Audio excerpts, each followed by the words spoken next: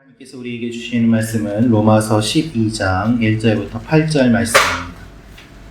구원에 대한 이야기를 한 바울은 이제 그리스도인이 어떻게 살아야 되는지에 대한 이야기를 하고 있습니다. 오늘 말씀의 핵심은 서로 돌아보고 사랑하고 한 공동체를 이루라는 것입니다. 오늘 이 말씀을 통하여서 우리가 알 수 있는 몇 가지 내용이 있습니다. 첫째로 알 수 있는 것은 우리가 거룩한 산 제물이 되어 하나님 앞에 나아가야 합니다 라는 것입니다. 우리가 거룩한 산 제물이 되어 하나님 앞에 나아가야 합니다. 우리 1절 말씀 다시 한번 읽어보도록 하겠습니다. 시작. 그러므로 형제들아, 내가 하나님의 모든 자비하심으로 너희를 권하노니 너희 몸을 하나님이 기뻐하시는 거룩한 산 제물로 드리라. 이는 너희가 드릴 영적 예배니라. 아멘.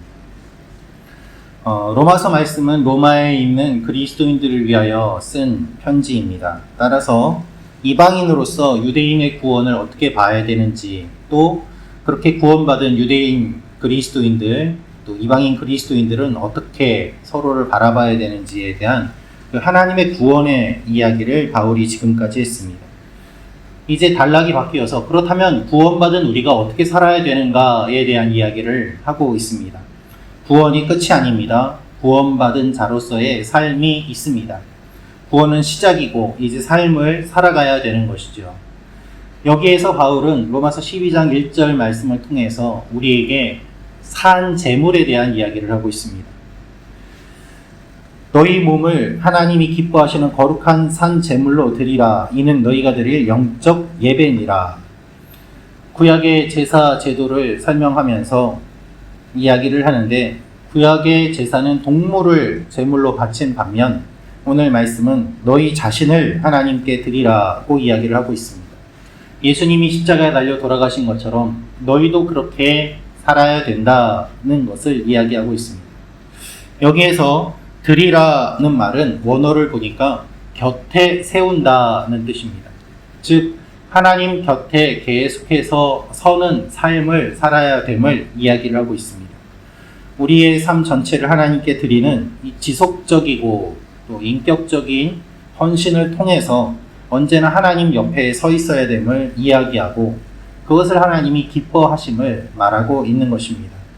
물질이 아니라, 동물이 아니라 우리가 하나님 앞에 설 때, 우리 자신을 하나님께 드릴 때 하나님이 가장 기뻐하심을 이야기하고 있는 것입니다. 여러분, 하나님께서는 우리를 기뻐하십니다. 우리 자신을 기뻐하십니다. 우리가 제물을 드리는 것도 기뻐하시지만 우리 자신을 제물로 드릴 때 하나님이 가장 기뻐하십니다.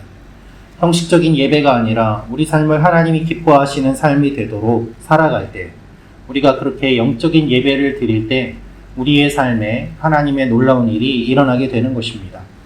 하나님 옆에 계속 서 있는다면 어떻게 하나님의 일이 일어나지 않을 수 있겠습니까? 그러므로 바울은 우리를 산 제물로 하나님께 드리라고 이야기하고 있습니다. 오늘 하루 하나님 앞에 거룩한 산 제물로 나아가는 여러분과 제가 되기를 축원합니다. 10월의 첫날 예배로 시작하는 우리가 이번 한 달도 계속해서 예배 가운데 주님과 동행하는 이 한 달이 되기를 축원합니다.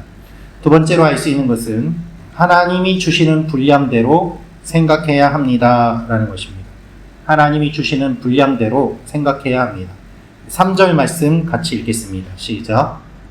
내게 주신 은혜로 말미암아 너희 각 사람에게 말하노니 마땅히 생각할 그 이상의 생각을 품지 말고 오직 하나님께서 각 사람에게 나누어 주신 믿음의 분량대로 지혜롭게 생각하라. 아멘. 바울은 교만하지 말 것을 이야기하고 있습니다. 높은 마음을 품은 이방인 신자들은 이 신자들에게 경고할 때 이 표현을 사용하고 있는 것입니다. 로마는 많은 신들을 섬겼습니다. 그리고 또 그 신을 섬기는 것을 당연하게 여겼습니다. 오히려 많은 신이 아니라 유일신을 섬기는 것을 지혜가 없고 지식이 없고 하등 종교다라고 여길 정도의 문화여 분위기였습니다.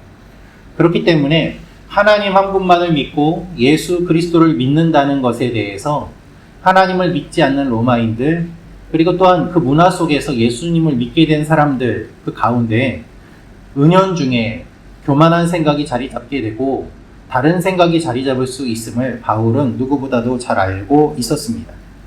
사람들이 가지고 있는 교만한 마음이 들어오면 공동체를 파괴하게 되고 믿음을 잃어버리게 만듭니다.